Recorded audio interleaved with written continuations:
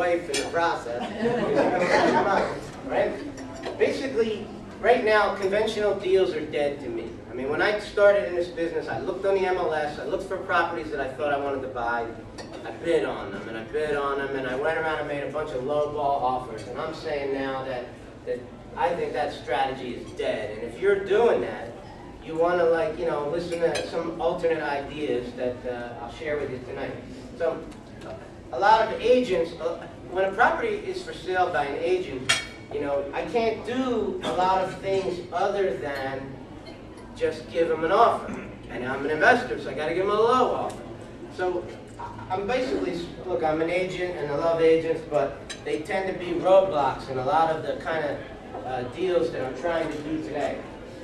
So what I'm basically doing is I'm doing a lot of direct marketing to the neighborhood that I want to buy properties in, right? And here's some of the ways that we're doing it. We have the freeway, which is I network with people. I go around to real estate meetings and I tell people I buy houses. I mean, I talk to everybody. I'm on the phone all day long. I'm constantly calling everybody that I know.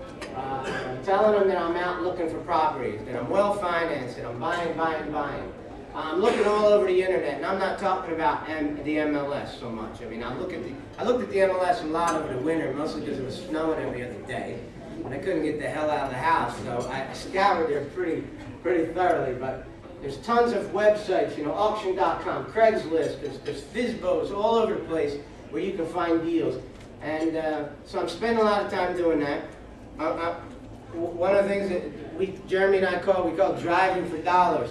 We pick neighborhoods that we want to invest in. We drive around. We stick marketing on our doors. We knock on doors. Gas for free. What's that? Where do you get your gas for free? Because you're calling that free. Well, all right, I'll move it to the other chart. No gas, it's diesel. So we drive around, we look for properties, we talk to the mailman. If you guys don't do that, you gotta be kidding. If he sees a mailman, he locks up the brakes in the car. He almost put my head through the windshield more than once. You know, ask the mailman. Not only does he know where all the empty houses are, he knows the damn addresses off the top of his head. Okay? I can't tell you how many times we pull over a mailman. He goes, 123 Oak Lane is vacant, 216 Maple is vacant. He just starts telling you, and he's like, well, hold on, dude, I gotta get it paid. The almost free way, you know, advertising. We buy houses all over the place. Car signs, business cards, flyers, bandit signs. You know, making lists of buyers. Dropping marketing, what we call drip campaign, where we're dripping. We take the neighborhoods that we like, we write down the addresses, and then we just keep dripping them with marketing. You know, go back. Here we are again. We buy houses. Here we come again.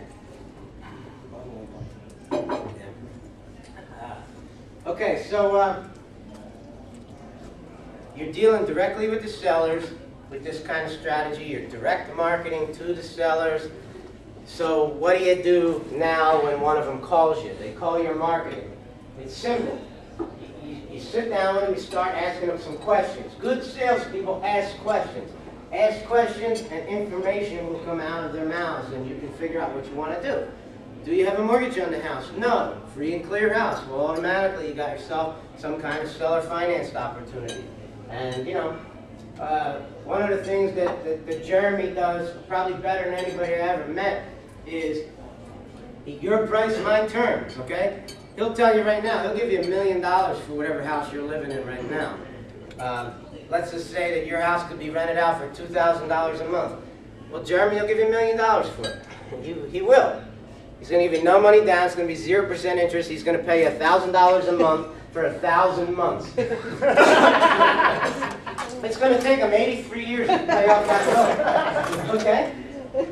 And then people might say, well, I'm not going to live 83 years. Well, either are we, lady. That's not the point. Now, would you take a deal if you could rent a house out for $2,000 a month and you're going to cost you $1,000 a month? Of course you would, right? So the point to that story is that you can buy any house that you want. You know, you ask the people what price they want.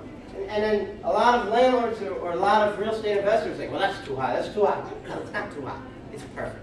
whatever number comes out of their mouth, that number is fine. You just decide what the terms are going to be. That's all. You just come up with the terms. If you start thinking like that, you begin to see it that, you know, you can make all kinds of deals. We had a guy recently who says, well, I'm gonna give you a 0% interest loan. I said, who's asking you for a loan? I didn't ask you for a loan. You asked me to buy your house. I'm making you an offer to buy your house. I don't want a loan. So you get those objections. You got to learn how to handle them. And the point to all this is that the real estate business is a financing business. It's not a sticks and bricks business so much. It's a financing business. You need to be able to educate yourself on ways that you can make offers to people where you can give them what they want. Give them what they want, okay? We don't have any competition in this game because we're direct marketing to people whose houses are not for sale. And then when they tell me that they want to sell their house for $1 million, I say, okay, how the hell am I going to lose that deal? I got no competition, all right? So the idea is that we sit directly with the sellers with no middlemen in between to make the deal more difficult, and we figure out a way to give the people what they want, right? Ask them what they want. What would you do with the money if you sold this house? I moved to Florida. What kind of house would you live in there? This kind of house. How much money would you need for that kind of house? 50 grand? All right, we'll give you $50,000 down and we'll seller finance the rest of it. Or we'll do something of that magnitude.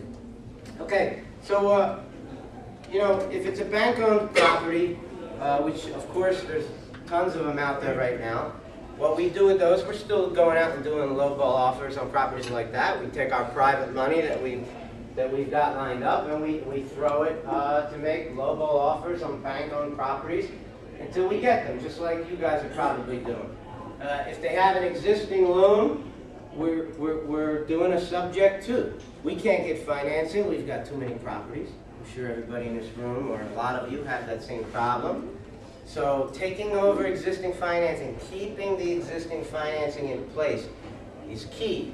You can, you know, it's not that complicated to learn how to do it. And what happens most times is we do a combination of these things. Maybe we need a little bit of private money put down because there's no way they're going to sell us the house with no money down. And maybe they got a small loan, which we can take over subject to, but the rest of the equity in that house, they own free and clear, so we're going to do some kind of combination of seller financing with the subject to, with a little bit of private money. You might need to renovate the house, so you go to your private guy, you get him to finance the renovations, and you keep the existing financing in place for as long as you can. More and more houses that you have, this becomes a necessity. And people will say to me, well, you're a creative guy, but we don't really want to do business that way. They think you're scamming them or something. You just need to explain to them that this is a legal technique that people are using today, and we're using it because banks aren't lending, and we have to do this now. The banks will change down the road, so you offer them some kind of balloon or something where 3-5 years down the road, as long as you can, you know, if it's seller financing, you want to keep that as long as you can. But if it's a subject to, you try to, you know, you try to give them some kind of time frame where they're comfortable with it. We got a house right now with a woman. We took over her mortgage, and she was terrified. Terrified. Right up to settlement, she's like, well, look, you guys need to pay this off as soon as possible. We really wanted the house, so we agreed that we'd pay off her subject to loan in 6 months.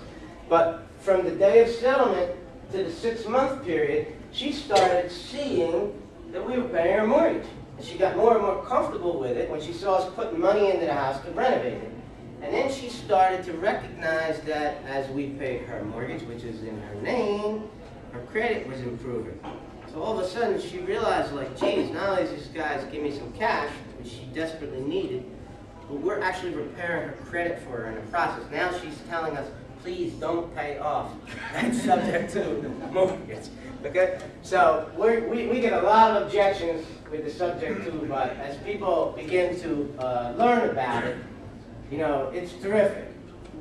So, you know, if the house is upside down and they're in default, I mean, you know, it's a short sale candidate. I can't stand doing short sales. I don't have the patience for it, but I'll kick it to someone else who will do it for me. And then after they go through a year and a half of frustration, they call me back and I'll buy the house then. I recently had a lady who called me. She closed the deal, and I couldn't even remember who she was. I mean, I looked at hundreds of deals since I even talked to her.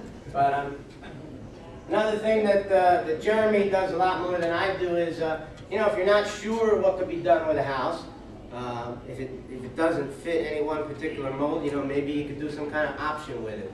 If you guys are interested in options, you should talk to him. The guy has a lot of brilliant ideas on how to do that, and there's definitely some information there.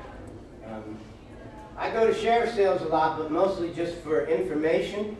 I like to see what my fellow investors are willing to pay for properties in my neck of the woods. I like to see what the banks are willing to sell them for, and sometimes I bid on them at the sheriff sale, but I don't find that to be a great way to buy properties. So maybe some of you guys do. I don't know. I get tired of bringing all this money to the sale every month and then finding out that every single property's been stayed. It gets kind of aggravating. But I've basically stopped flipping. Okay, so if I'm going to hold everything that I'm going to buy, I'm not going to sell anything, I'm going to stop flipping, how am I going to make any money? Right? How am I going to get paid? I can live off of my portfolio, sort of. My portfolio provides me with a lot of money, but I'm still not at a point where I can live off of it 100%. So I still need to go out and make a few bucks, one way or another. So one of the things we do is we overborrow. All right, say I'm doing a property and I bring a private investor into it.